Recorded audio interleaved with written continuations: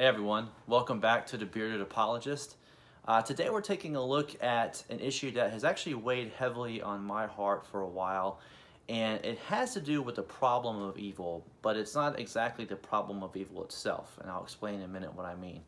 But if you're a Christian, you probably know already that the problem of evil is one of the most difficult things that we as believers have to explain why we still believe in a loving God. And it turns out it's one of the atheists' strongest objections to a belief in God. Now, the problem of evil has been formulated in a number of ways, but there are three main ones.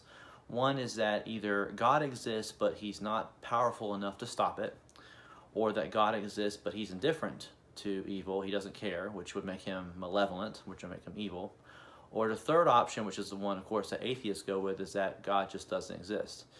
That it's not possible for a loving God to exist with not just evil in the world, but the magnitude of evil that we see in the world.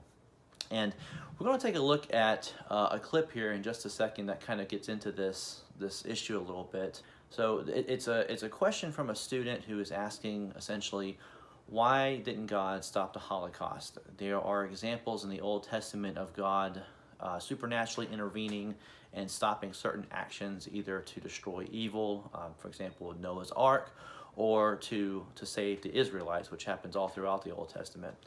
So here are, God's chosen people, the Jews. They're being put into the concentration camps by the Nazis. And as the student asks this question, this is a perfect opportunity essentially for God to demonstrate his power, come down, and to stop the Holocaust. And he asks, well, why doesn't God do that? So first, let's watch this clip. It's about 2.5 minutes. And again, this is an exchange with a college student and apologist, Frank Turek. And he's asking, the student is asking the question, why didn't God use his power to come down and stop the Holocaust? So let's take a look at this first. So throughout the Old Testament, there's plenty of examples of grand theatrical examples of God answering prayers, directly preventing evil from befalling his people, the Israelites. And I kind of I know it's played out, but I look at the Holocaust and I wonder, that would have been the perfect time. He could have sent a couple angels, wipe out the Nazi armies. There's photographs. We have telegrams at that time. Would have been grand. Whole world would probably end up believing God that way. And I'm just wondering what happened there. Yeah, that's an excellent question. None of us have the answer as to why God didn't intervene there, just like I don't have the answer as to why God didn't intervene here on April 30th. But I know why I don't know why. I'm finite, he's infinite. And it wouldn't even be evil, the Holocaust, or the murder that took place here, the murders that took place here, unless there was a standard of good. The very reason we're upset about the Holocaust and what took place here is because we know people are inherently valuable. They're not valuable just because I think they're valuable. They're valuable because they're made in the likeness and image of God, and if God doesn't exist, we're just molecular machines. So why worry about 6 million Jews dying if we're just molecular machines? So the whole question doesn't even need to take into account of that.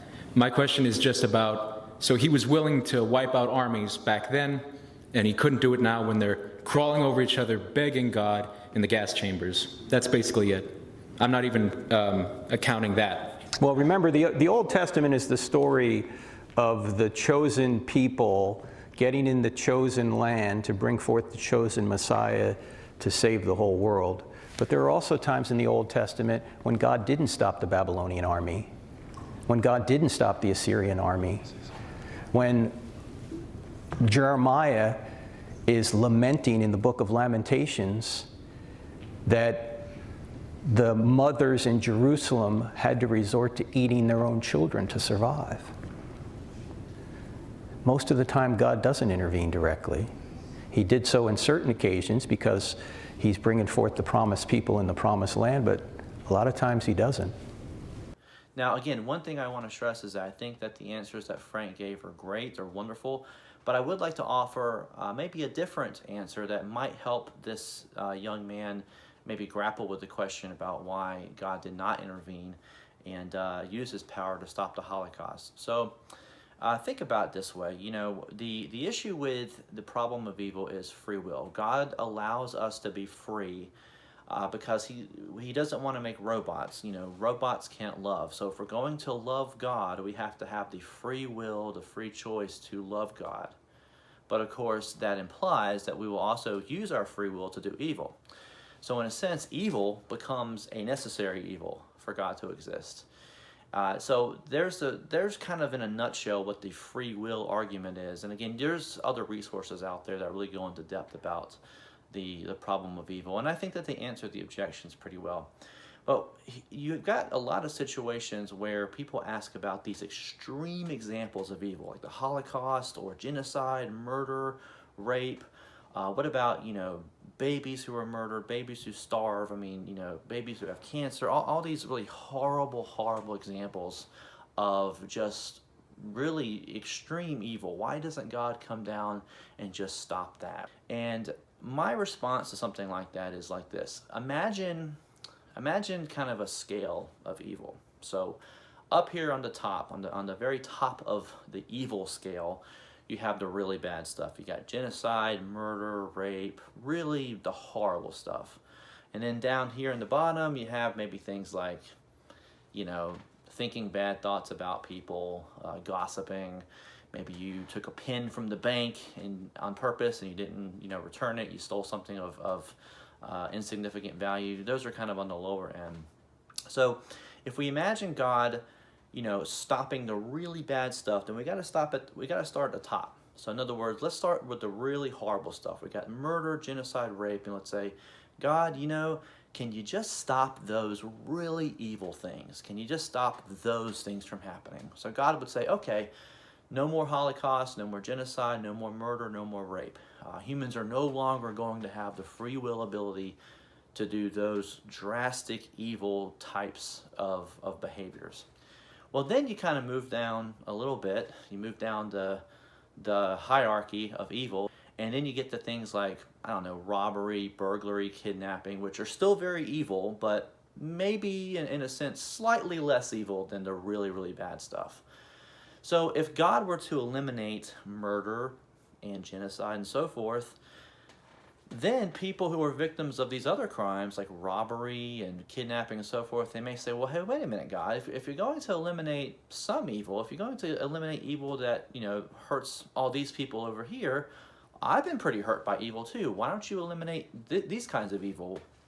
Why don't you also eliminate kidnapping, robbery, and burglary? I'm a victim of these things. So then God might say, okay, I'm going to go down, I'm going to eliminate, burglary and robbery and kidnapping. And so we're going further down the scale here.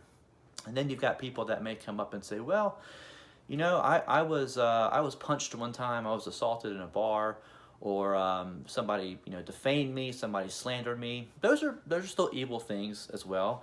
Probably a little bit less serious, a little bit less on the scale than robbery and kidnapping and so forth. But again, they're going to look and they're going to say, well, God, hey, if you eliminated evil for people who were victims of murder and genocide, and you got rid of robbery and all these really other things, why don't you eliminate this kind of evil too?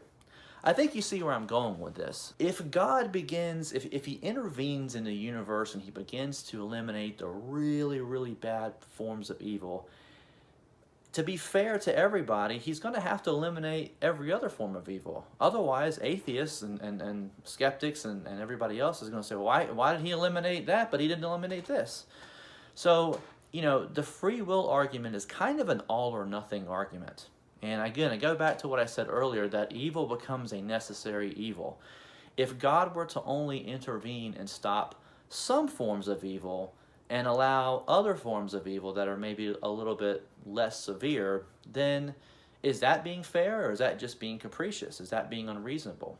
Would not that give the atheists another reason to reject God? Because they'd say, oh yeah, you're God, he can eliminate this, and this, but he can't eliminate robbery. He can't eliminate kidnapping. I was kidnapped. He didn't do anything for me then. He didn't stop them from doing that. So the point I'm trying to get at is that this really is an all or nothing thing. Either God has to allow all evil, or he has to eradicate all evil and in the process destroy free will.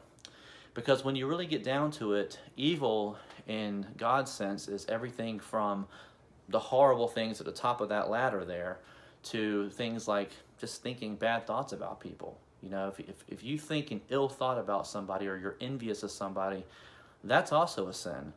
So God's going to, hey, if he's going to eliminate the really, really bad stuff, he's going to have to come down and program your mind so you can't think about those bad thoughts as well. And again, effectively, you get back to the problem of turning us all into robots without the free will to either do good or do evil. So again, I would stress too, I think that this is an intellectual argument. This is an intellectual point to be made about the problem of evil and why God, again, doesn't come down and just stop the really, really bad stuff.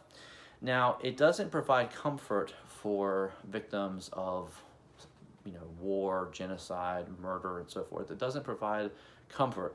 It provides perhaps an intellectual answer, but it cannot provide comfort. But the thing is, neither can the atheistic view. In atheism, there's really no justice ultimately. Now, they may go to jail, they may go to prison or something like that, and in rare cases, sometimes the murderers, they get killed in self-defense or something along those lines happens where they really get the extreme penalty. But in a lot of cases, those people get away with what they do. And so the atheistic view, there's no justice ultimately. There's no hope in that sense. We do have hope. We do have hope that even though evil currently exists in our world, it will one day be defeated. People will be judged. So we can have an intellectual discussion about these kinds of things, but ultimately, where does your hope lie? Is your hope going to lie in a system where there is ultimately no meaning to the universe, no afterlife, that life is just kind of purposeless? Or is your hope going to lie in the living Christ, Jesus? So I hope this gives some insight. I hope this gives maybe some perspective and maybe a different way of looking at this issue. Thank you guys for watching, and stay tuned for our next video.